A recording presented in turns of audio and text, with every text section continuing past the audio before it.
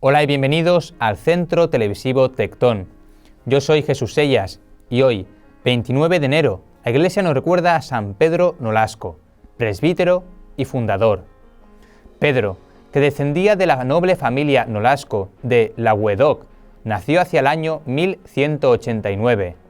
A los 15 años perdió a su padre, quien le dejó en herencia cuantiosas posesiones, y el joven quedó bajo la tutela de su madre, que favoreció todas sus buenas aspiraciones.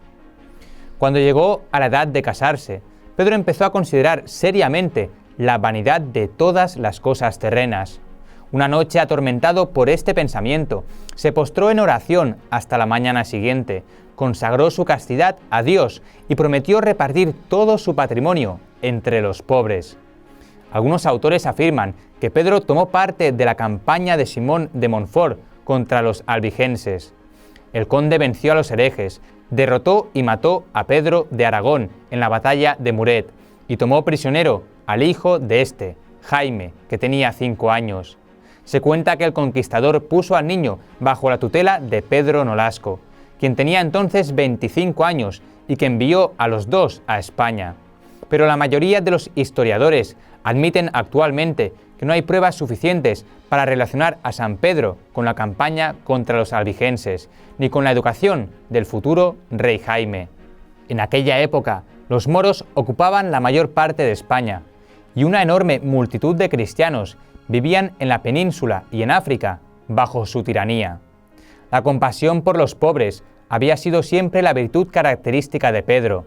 El triste espectáculo que ofrecían esos cristianos y la idea de los peligros a que se hallaban expuesta su fe y sus virtudes bajo tales amos conmovió el corazón del santo, que empezó pronto a gastar su fortuna en el rescate de cautivos. En cuanto veía a un esclavo, exclamaba: «Alcancémonos tesoros que no se pudren». Sus fervientes exhortaciones movieron a otros a dar limosnas para rescatar a los prisioneros. Finalmente, Pedro concibió el proyecto de fundar una orden religiosa encargada de perpetuar esa obra de caridad. Las dificultades no escasearon, pero se cuenta que la Virgen se apareció a San Pedro, al rey de Aragón y a San Raimundo de Peñafort en la misma noche, y les animó a llevar a cabo el proyecto, asegurándoles que no les faltaría su patrocinio y su protección. San Raimundo, el director espiritual de San Pedro y del rey Jaime, se convirtió en un celoso promotor de la obra. El rey se constituyó en protector de la nueva orden y para comenzar le cedió una instancia en su palacio. El 10 de agosto de 1223, el rey y San Raimundo condujeron a San Pedro a la iglesia y le presentaron a Berengario, obispo de Barcelona, quien recibió los 3 votos religiosos del santo. Este hizo ahí mismo un 4º voto, comprometiéndose a consagrar toda su fortuna y aún su libertad, si fuera necesario, a la redención de cautivos. Sus seguidores hicieron lo mismo. San Raimundo predicó en esa ocasión y declaró que el Todopoderoso se había complacido en revelar al rey de Aragón, a Pedro Nolasco y a él mismo su voluntad, que consistía en fundar una orden religiosa encargada del rescate de los cristianos prisioneros de manos de los infieles. Se les llama ordinariamente mercedarios o miembros de la Orden de Nuestra Señora de la Merced. Actualmente se dedican a otra especie de obras de caridad y apostolado, aunque siguen haciendo el voto de redimir cautivos. El pueblo acogió la noticia con inmenso júbilo. San Pedro recibió el nuevo hábito de manos de San Raimundo, quien le nombró superior general de la orden y redactó las reglas y constituciones. Otros 2 nobles hicieron la profesión religiosa junto con San Pedro. Cuando San Raimundo fue a Roma en 1235, obtuvo del Papa Gregorio IX la confirmación de la fundación y de las reglas. Después de conquistar el reino de Valencia, el rey Jaime fundó ahí algunas casas de la orden, una de ellas en la propia ciudad de Valencia. La ciudad había sido tomada con la ayuda de las oraciones de San Pedro Nolasco, cuando los soldados desesperaban ya de su victoria.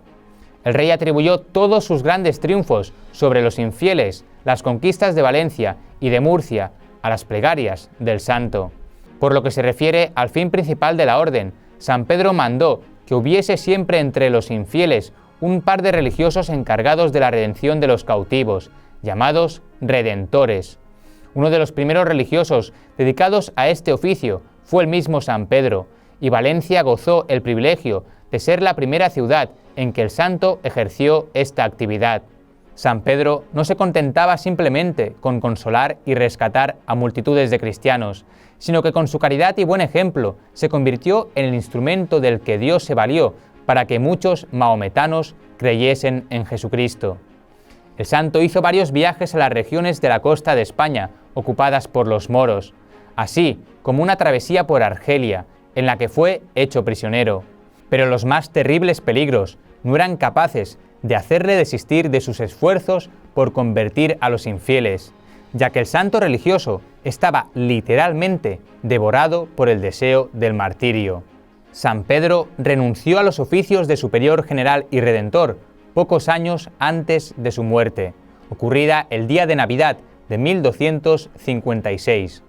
En sus últimos momentos exhortó a los religiosos a la perseverancia y concluyó con estas palabras del salmista: «El Señor ha enviado redención a su pueblo y ha sellado su pacto para siempre». Enseguida encomendó el santo su alma a Dios, apelando a la caridad que había hecho venir a Jesucristo a redimirnos del cautiverio del demonio, y así murió. Tenía entonces 67 años de edad. Dios honró sus reliquias con muchos milagros. Fue canonizado en 1628.